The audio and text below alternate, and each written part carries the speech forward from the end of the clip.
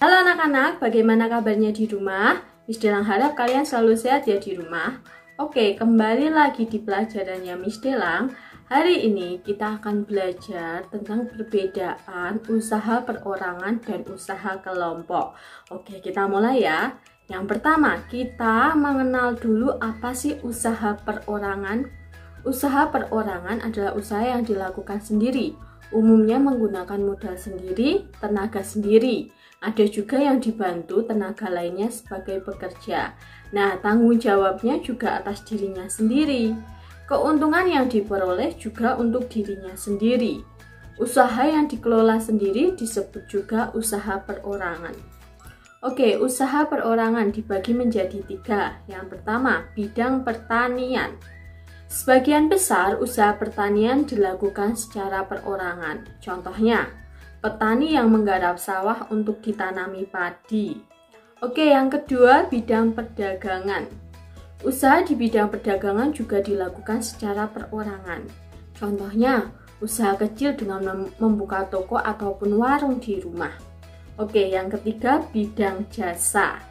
Usaha di bidang jasa biasanya dilakukan secara perorangan. Contohnya, montir, bengkel, potong rambut, dan sopir angkot. Nah, itu adalah jenis-jenis usaha di bidang perorangan. Ada 3, bidang pertanian, bidang perdagangan, dan bidang jasa. Oke, yang kedua kita akan belajar tentang usaha kelompok.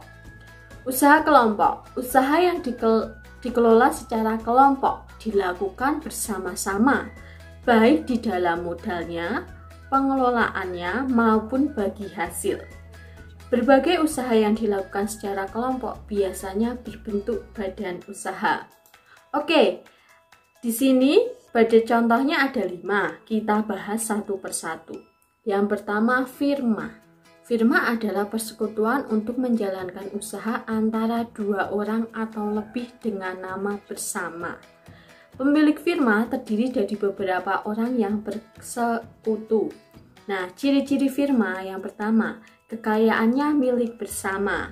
Laba dan rugi dibagi berdasarkan partisipasi. Oke, yang kedua, persekutuan komanditer atau CV adalah persekutuan yang didirikan oleh 1 orang atau beberapa orang. Masing-masing mempercayakan uang dan barangnya kepada yang menjalankan perusahaan.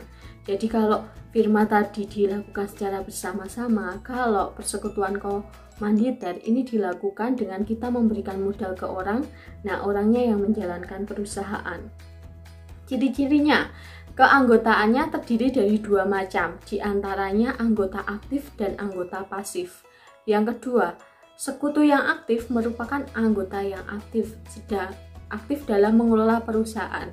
Sedangkan sekutu yang pasif hanyalah anggota yang menanamkan modal saja.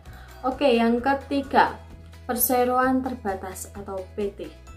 Perseroan terbatas adalah organisasi usaha yang memiliki badan hukum resmi. Ciri-cirinya, perseroan terbatas menggunakan saham atau andil dalam modalnya. Kekuatan tertinggi dalam perseroan terbatas ditentukan dalam rapat umum pemegang saham.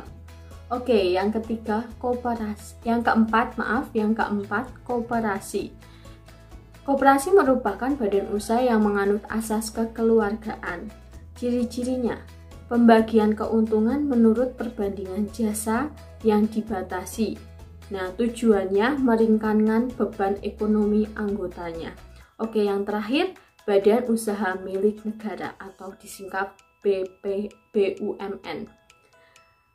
BUMN adalah perusahaan milik negara yang dimiliki pemerintah sebagai suatu negara. Ciri-cirinya, seluruh atau sebagian besar modalnya milik negara.